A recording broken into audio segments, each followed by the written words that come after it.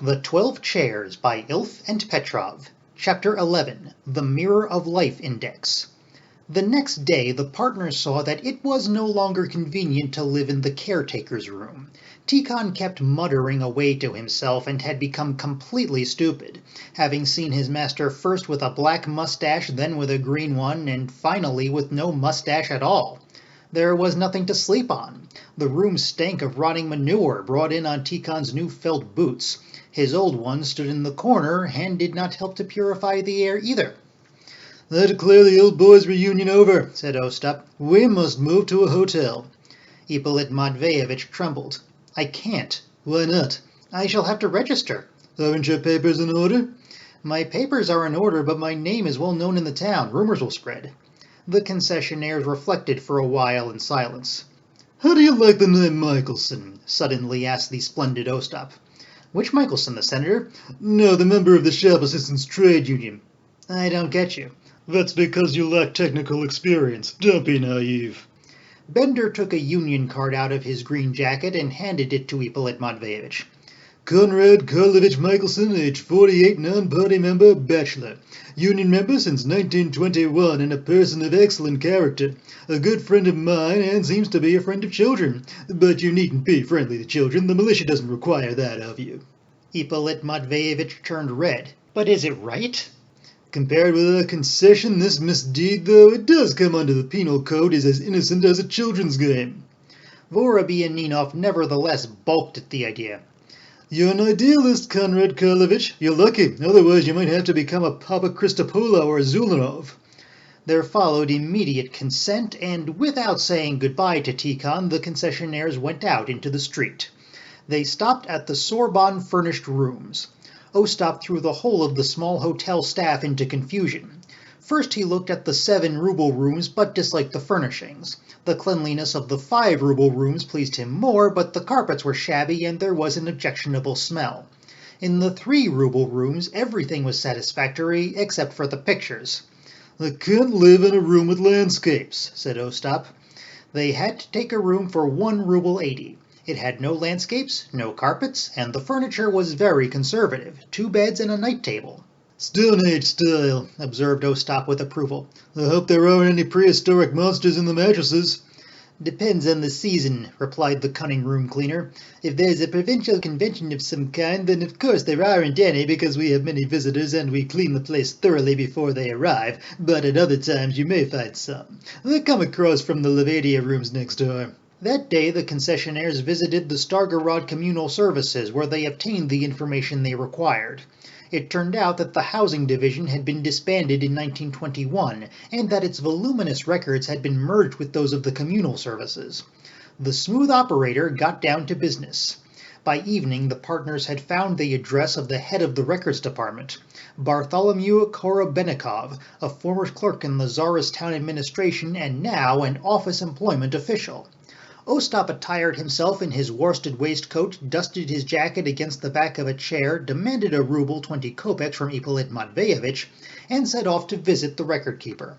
Ippolit Matveyevitch remained at the Sorbonne Hotel and paced up and down the narrow gap between the 2 beds in agitation. The fate of the whole enterprise was in the balance that cold green evening. If they could get hold of copies of the orders for the distribution of the furniture requisitioned from Vorobianinov's house, half the battle had been won. There would still be tremendous difficulties facing them, but at least they would be on the right track. "If only we can get the orders," whispered Ippolit Matveyevitch to himself, lying on the bed. "If only we can get them." The springs of the battered mattress nipped him like fleas, but he did not feel them. He still only had a vague idea of what would follow once the orders had been obtained, but felt sure everything would then go swimmingly. Engrossed in his rosy dream, Ippolit Matveyevitch tossed about on the bed. The springs bleated underneath him. Ostap had to go right across town. Korobenikov lived in Guiche on the outskirts. It was an area populated largely by railroad workers. From time to time, a snuffling locomotive would back its way along the walled-off embankment above the houses. For a second, the rooftops were lit by the blaze from the firebox. Now and then, empty goods trains went by, and from time to time detonators could be heard exploding. Amid the huts and temporary wooden barracks stretched the long brick walls of still damp blocks of flats. Ostap passed an island of lights, the Railway Workers' Club, checked the address from a piece of paper, and halted in front of the record-keeper's house. He rang a bell marked "Please Ring" in embossed letters. After prolonged questioning as to who do you want and what is it about, the door was opened, and he found himself in a dark, cupboard-cluttered hallway. Someone breathed on him in the darkness, but did not speak. "Is Citizen Korobenikov here?" asked Ostap. The person who had been breathing took Ostap by the arm and led him into a dining room lit by a hanging kerosene lamp. Ostap saw in front of him a prissy little old man with an unusually flexible spine. There was no doubt that this was Citizen Korobenikov himself. Without waiting for an invitation, Ostap moved up a chair and sat down. The old man looked fearlessly at the high-handed stranger and remained silent. Ostap amiably began the conversation. "I've come on business. You work at the Communal Services Records Office, don't you?" The old man's back started moving and arched affirmatively. "And you worked before that in the Housing Division?" "I have worked everywhere," he answered gaily. "Even in the Tsarist town administration?" Here Ostap smiled graciously. The old man's back contorted for some time, and finally ended up in a position implying that his employment in the Tsarist town administration was something long past, and that it was not possible to remember everything for sure. "And may I ask what I can do for you?" said the host, regarding his visitor with interest. "You may," answered his visitor. "I am Vorobyaninnov's son." "Whose? The Marshal's?" "Yes." "Is he still alive?" "He's dead, Citizen Korobenikov. He's gone to his rest." "Yes," said the old man without any particular grief. "A sad event, but I didn't think he had any children."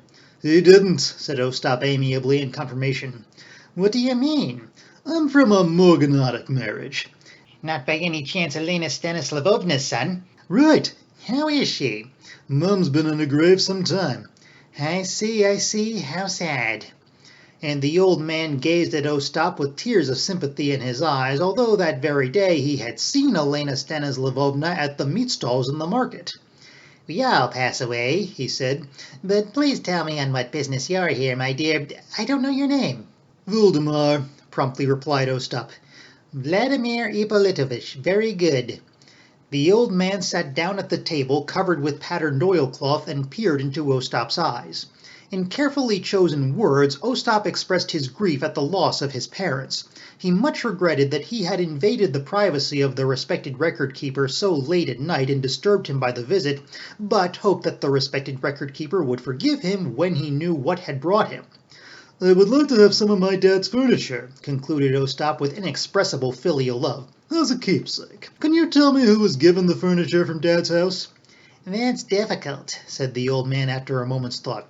"Only a well-to-do person can manage that. What's your profession, may I ask?" "I have my own refrigeration plant in Samara running artel lines." The old man looked dubiously at young Vorobyaninnov's green suit, but made no comment. "A smart young man," he thought. "A typical old bastard," decided Ostap, who had by then completed his observation of Korobenikov.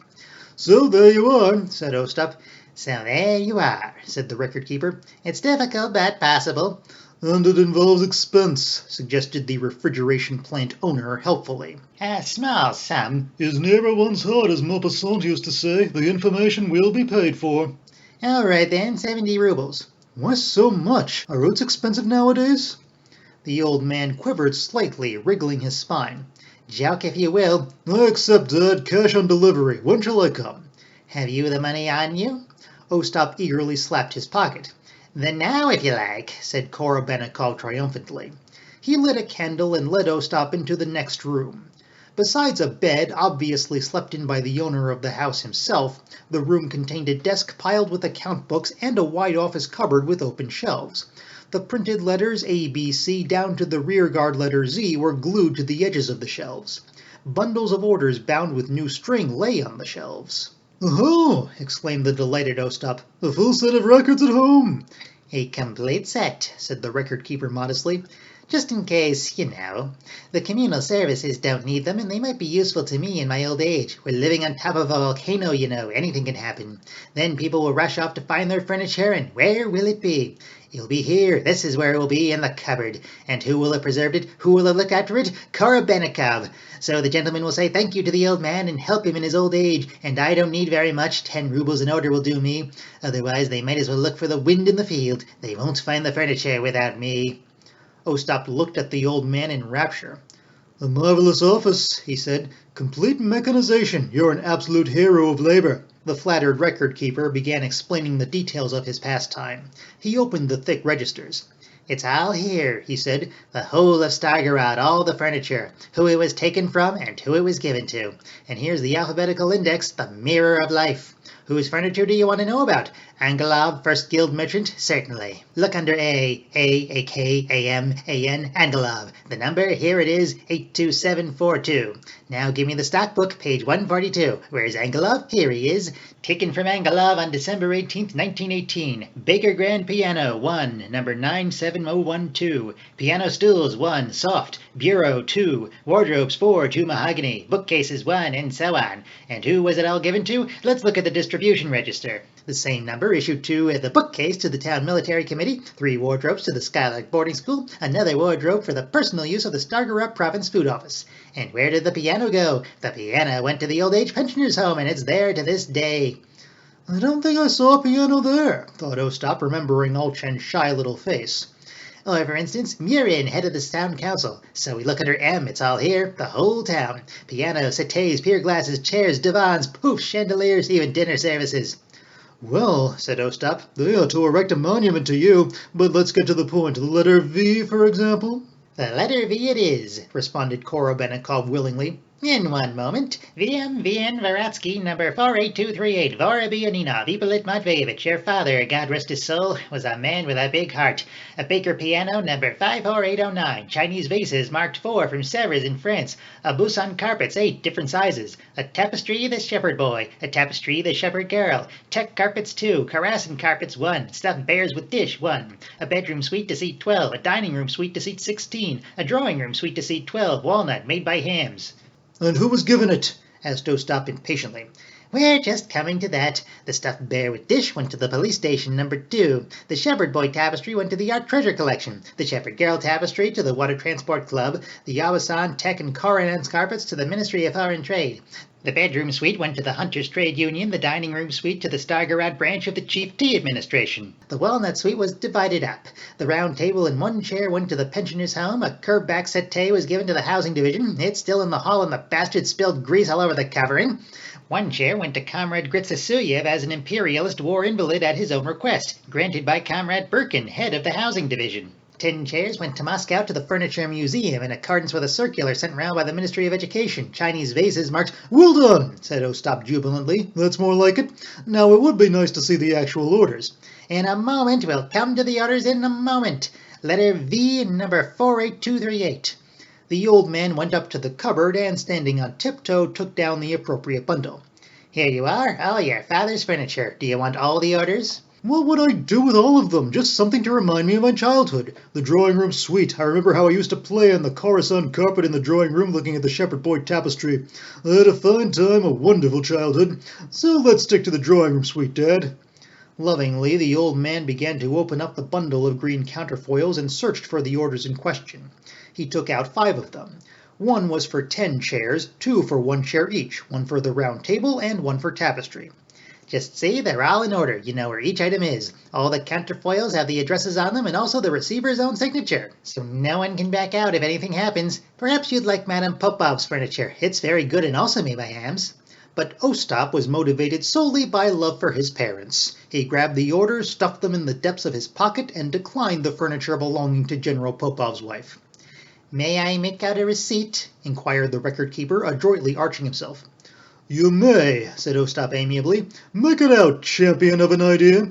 "I will then." "Do that." They went back into the first room. Korobenikov made out a receipt in neat handwriting and handed it smilingly to his visitor. The chief concessionaire took the piece of paper with 2 fingers of his right hand in a singularly courteous manner and put it in the same pocket as the precious orders. Well, so long for now, he said, squinting. I think I've given you a lot of trouble. I won't burden you with any more of my presents. Goodbye, King of the Office. The dumbfounded record-keeper limply took the offered hand. Goodbye, repeated Ostap. He moved towards the door. Korobenikov was at a loss to understand. He even looked on the table to see if the visitor had left any money there. Then he asked very quietly, "What about the money?" "What money?" said Ostap, opening the door. "Did I hear you say something about money?" "Of course, for the furniture, for the orders." "Honestly, chum," crooned Ostap, "I swear by my late father I'd be glad to, but I haven't any. I forgot to draw any from my current account." The old man began to tremble and put out a puny hand to restrain his nocturnal visitor. "Don't be a fool," said Ostap menacingly. "I'm telling you in plain Russian, tomorrow means tomorrow. So long, write to me." The door slammed. Korobenikov opened it and ran into the street, but Ostap had gone. He was soon on his way past the bridge. A locomotive passing overhead illuminated him with its lights and covered him with smoke. "Things are moving," cried Ostap to the driver. "Things are moving, gentlemen of the jury."